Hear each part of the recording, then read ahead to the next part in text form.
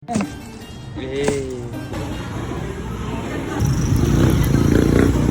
what up mga G? It's me again, Kenji Soriano. Ang nagsasabing lately, ito nyo man ako araw-araw.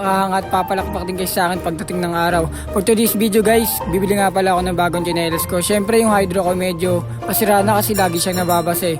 Dapat nga guys yung Air Max bibiling ko, yung Nike na Air Max. Nike ba yan? Basta yan, yun na. Change topic na.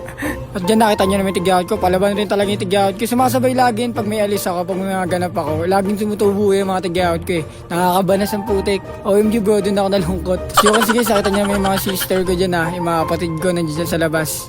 Ito si Dila no? Tignan nyo, nakasakay na nga pala ako ng tricycle. Dapat nga pala, dalawa lang kami na ito. Tignan dun ako nagpasama sa kanya ng bumili ng chinelas.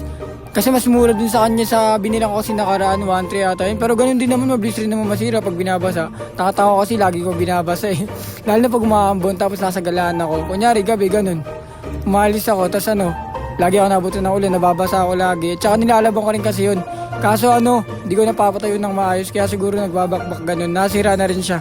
Yun sana, OMG bro, dun ako nalungkot. Ayun nga pala yung kasama ko si Tino tapos si Juncel. Siya nga pala guys, dapat dalawa lang kami na ito ni Tino. Kaso si Juncel sabi niya, tumawag siya, sabi niya sa akin, FT daw kami. Sabi ko, basta KKB. KKB to sa mga nakapanood yun sa mga tropa ni Juncel, baka sabi niya, libre na naman. Alam ko na yung mga galawan niyo eh.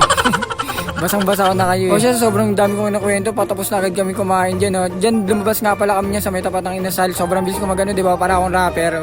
Yun sana, OMG bro, dun ako nalungkot.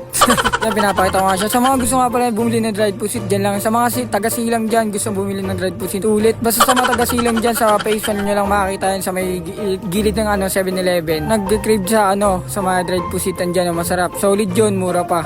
At dito pumasok kami sa 7-Eleven. Syempre, sobrang anghang na kinain namin.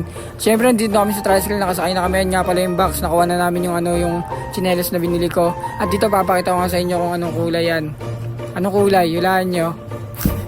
Comment lang sa comment section Yung sana, OMG bro, dun ako nalungkot. Para video nga dyan si Gincel, baliw-baliw yan, hayop na yan eh. At syempre dyan, naglakad-lakad na kami pamunta ng Paysate, Bagsak. Syempre may inuman kami ngayon. Ilan lang kami yata, 4 lang yata kami, 3. Okay na yung onte, mas solid. Bili ko nga ng yelo, nakita ko nga dito yung mga yun sana, OMG bro, dun ako nalungkot. Ayun yung mga taga dito sa amin, sila, tumbang braso. Diyan nakita nyo yung mga katawan nila, diba, lalaki. Buti pa kayo. Sabi nga nila dyan, sponsor nyo daw sila ng lamesa. Halagang 10K lang daw.